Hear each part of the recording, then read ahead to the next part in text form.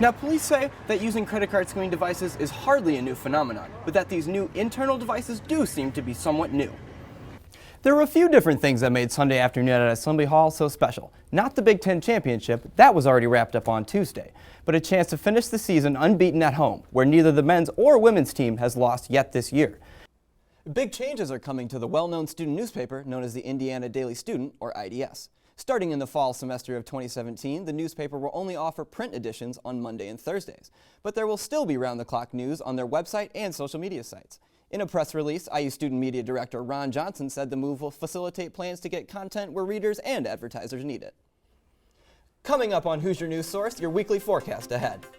It was many of these free speech laws, mainly concerned with speaking out on college campuses as well as safe spaces, that then sparked quite an interesting discussion after the film, with opinions and even personal stories from students and faculty alike. A campus group is offering education and peace of mind throughout the week. The Culture of Care group is conducting free HIV tests in the Union. The 30-minute exam involves just a swab of saliva, no blood test or finger pricking needed. Culture of Care is in partnership with a nonprofit group called Centerstone. They hope to change the stigma surrounding HIV and educate people on AIDS prevention and care options. This project came about following the dramatic rise in HIV in Scott County over the summer. They think misinformation plays a role. On March 20th, Indiana University won the Institutional Excellence Award by the National Association of Diversity Officers in Higher Education. The award is meant to recognize institutions of higher education that demonstrate progress in promoting and sustaining innovative diversity efforts within campus communities. This is the first time that IU has been honored with this award.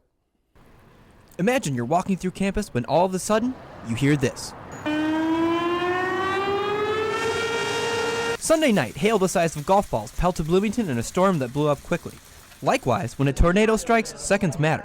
But how can you train a campus full of students in storm safety when most of them don't know where to take shelter? Unless there was a teacher to tell me what to do, I'd probably end up getting swept away by a tornado. This seems to be the case for many IU students, and a challenge for the university tasked with providing the training. We utilize what we call IU Notify. That is a communication tool to notify everybody on campus in case of an emergency that we deemed reached the level to where people needed to know. Each building has a map like this one, marked with an emergency evacuation plan, although most students wouldn't even know where to find it. This particular map, found in the Fine Arts Building, is conveniently located right next to the fire door. We can't force emergency preparedness on anyone, really, because everybody is an adult at the university. But what we do is we try to promote it and offer tools to the students, staff, and faculty that can assist them. IU emergency management and continuity helps in many ways when inclement weather hits. The campus community gets text messages, phone calls, and emails through the IU Notify system. IU also has booklets and tutorials for faculty on how to lead in emergency situations. For IU Newsnet, I'm Chris Conneighton. Indiana University started a new tradition on Tuesday with its first ever IU Day. IU Day is organized by students and administration across all of the IU campuses and is being celebrated worldwide. The main goal really is to kind of like showcase IU's campus to those who maybe haven't seen it in a long time and kind of update them.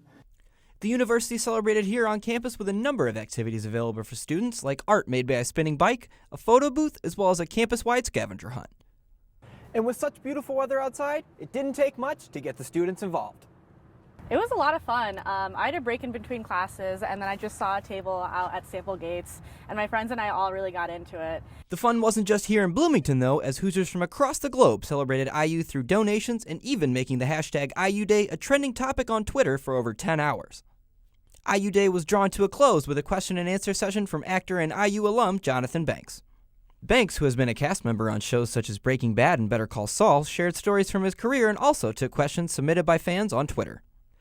With the number of people taking part in this year's first ever IU Day, it looks as though this new Indiana tradition is here to stay. For IU Newsnet, I'm Chris Conneighton. To be in this hospital bed in his new bedroom on our ground floor of our house, and to have his baby, who was, just past 1, taking his first steps in the same room that Mike was in. I like for them just to come into my room and hang out. We watch movies together, which is a great thing. My daughter likes to lay on top so we can huggle each other.